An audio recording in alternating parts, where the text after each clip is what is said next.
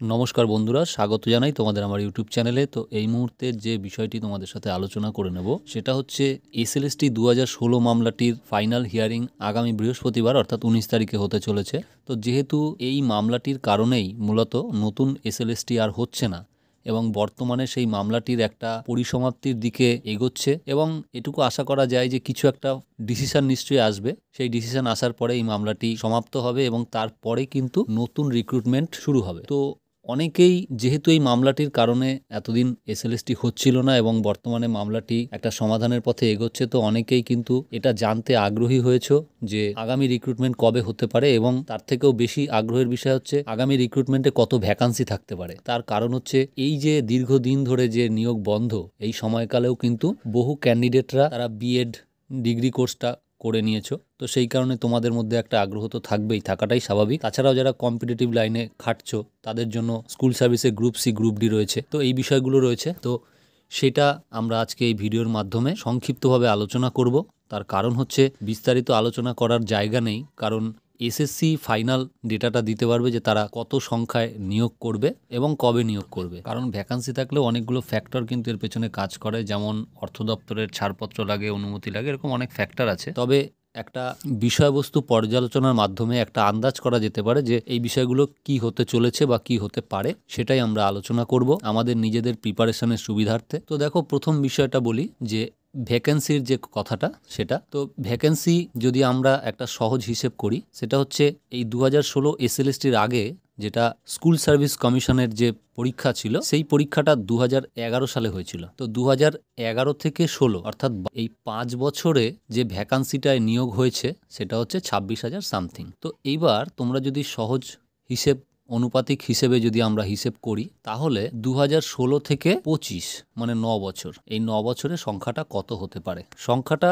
46,800-র আশেপাশে হবে। কিন্তু এখানে কিন্তু সমস্ত অনুমান শেষ হয়ে যায় না। তার কারণ হচ্ছে অনেকগুলো বিষয় এই বিগত 9 বছরে স্কুল সার্ভিসের সঙ্গে জড়িয়ে গিয়েছে। কি কি বিষয়? 1 নম্বর বিষয় হচ্ছে school drop out. School drop out মানে পারিবারিক এবং আর্থসামাজিক কারণের জন্য ছাত্রছাত্রীরা তারা স্কুলে সময় দিতে পারছে না, তাদের পরিবারের পিছনে বা অর্থ উপার্জনের পিছনে তাদের সময় দিতে হচ্ছে, এই জন্য কিছু ছাত্র সংখ্যা কমেছে। এবার স্কুল সার্ভিস কমিশনের কাছে এটা কিন্তু একটা সুন্দর অজুহাত যে ছাত্র সংখ্যা যেহেতু কমেছে, তো সেহেতু শিক্ষকের সংখ্যাও কমবে সেই অনুপাতে। এটা একটা পয়েন্ট গেল। আর একটা পয়েন্ট হচ্ছে, তোমরা অনেকেই হয়তো জানো বিষয়টা, সেটা হচ্ছে পশ্চিমবঙ্গ সরকারের উদ্যোগে যে বাংলা মাধ্যম বা হিন্দি মাধ্যম যে স্কুলগুলো আছে রাজ্যের, সেই স্কুলগুলোতে এখন ধাপে ধাপে নিচু স্তর থেকে উঁচু স্তরের দিকে ইংরেজি মাধ্যমের ক্লাস শুরু হচ্ছে এবং এর ফলে কিন্তু আগামী দিনে একটা সময় এই ইংরেজি মাধ্যমের ক্লাসগুলো একদম হাই স্কুল লেভেলের যে ক্লাসগুলো আছে অর্থাৎ 9, 10, 11, 12 সেখানেও আস্তে আস্তে চালু হতে চলেছে। তো গার্জিয়ানদের বেশিরভাগেরই একটা ইচ্ছা থাকে বা চাহিদা থাকে যে তারা তাদের সন্তানকে ইংরেজি মাধ্যম স্কুলে পড়াবেন। তো সুতরাং এই ইংরেজি মাধ্যম স্কুলগুলোতে যেসব ছাত্রছাত্রী ভর্তি হয়ে যাচ্ছে,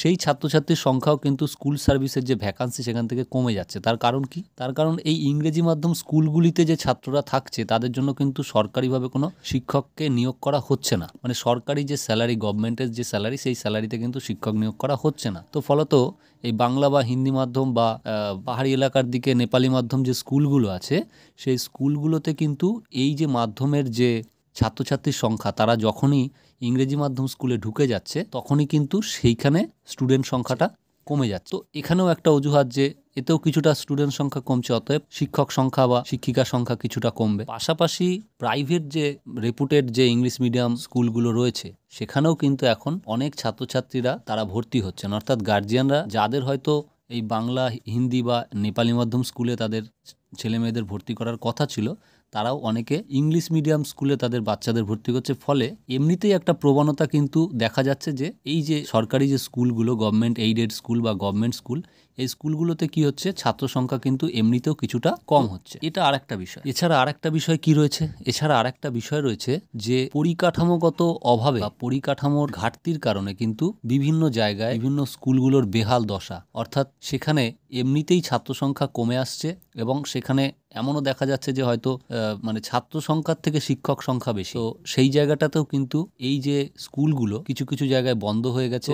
এই সব কারণের জন্য কিছু সিট কমবে। কিন্তু এটাও একটা বিষয় যে কিছু কিছু মাধ্যমিক স্কুলকে উচ্চ মাধ্যমিক স্তরে উন্নীত করা হয়েছে, ফলে সেই উচ্চ মাধ্যমিকের যে ক্লাস অর্থাৎ 11-12 ক্লাস সেখানেও কিন্তু বেশ কিছু ছাত্র সংখ্যা বেড়েছে। তো এটাও একটা বিষয়। আর নতুন স্কুল সেভাবে তৈরি হয়েছে বলে আমার জানা নেই, বা যদিও হয়ে থাকে সেই সংখ্যাটা কিন্তু খুবই কম। তো সেই দিক থেকে দেখতে গেলে যেটা আমরা দেখছি হিসেব করে যে 46,800 এটা তো আনুপাতিক একটা হিসেব, কিন্তু এই হিসেবটা কিন্তু অনেকটাই কমে যেতে পারে এইসব প্রতিকূলতার কারণে। কিন্তু সেটা কতটা কমবে সেটা এই মুহূর্তেই বলাটা খুব মুশকিল, কারণ প্রাথমিক স্কুলগুলোর মধ্যে 8,000 স্কুল বন্ধ হয়েছে, সেরকমই হাই স্কুলগুলোর ক্ষেত্রেও কিন্তু যে স্কুলগুলোতে শিক্ষক বা ছাত্র সংখ্যা কম আছে সেই স্কুলগুলোর শিক্ষক বা ছাত্রদেরকে পাশাপাশি অন্য যে স্কুলের শিক্ষক বা ছাত্র সংখ্যা বেশি সেই স্কুলগুলোতে পাঠিয়ে দেওয়া হচ্ছে এবং আগের স্কুলটিকে বন্ধ করে দেওয়া হয়েছে। এরকম কিন্তু কিছু স্কুল সেই হিসাবেও কমেছে। তো পরবর্তী রিক্রুটমেন্টের যে vacancy 9, 10, 11, 12 group C group D মিলিয়ে সেটা আমরা একটা অনুমান করতে পারি যে মোটামুটি ওই 40 থেকে 45 হাজারের মধ্যে থাকবে বা তার কম হবে, তার থেকে বেশি হওয়ার সম্ভাবনা খুব কম। কেন এই কথা বলছি তার কারণ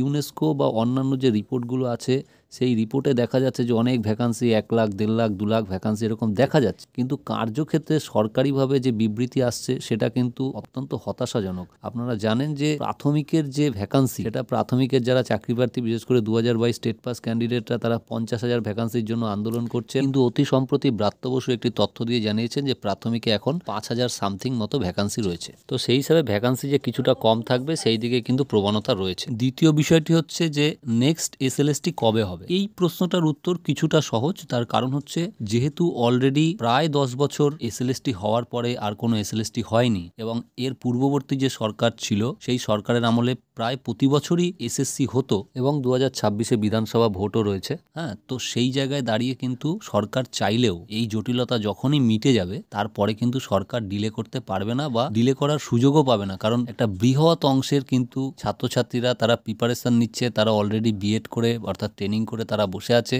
এবং তাদের অনেকেরই বয়সও মানে একদম প্রান্ত সীমানার দিকে রয়েছে। তো সেই জায়গায় দাঁড়িয়ে কিন্তু 2026-এর আগে অর্থাৎ 2025 সালেই একটা নতুন নোটিফিকেশন আসার প্রবল সম্ভাবনা রয়েছে, কিন্তু সেটা কবে আসবে সেটাও এই মুহূর্তে বলা মুশকিল। তার কারণ হচ্ছে যে মামলাটি চলছে তার সেগ্রিগেশনের জন্য যদি এসএসসি কিছুটা সময় চায় বা সিবিআই কিছুটা সময় চায়, সেটা কমপ্লিট হওয়ার পরে অর্থাৎ ফাইনাল জাজমেন্ট আসার পরেও যদি সেগ্রিগেশন করা সম্ভব হয় সেক্ষেত্রেও যদি ওয়েটিংদের মধ্যে থেকে নিয়োগের ব্যাপার থাকে সেখানেও কিন্তু 1 থেকে 1.5 মাস সময় দরকার হবে এই অ্যাপয়েন্টমেন্টগুলো দিতে।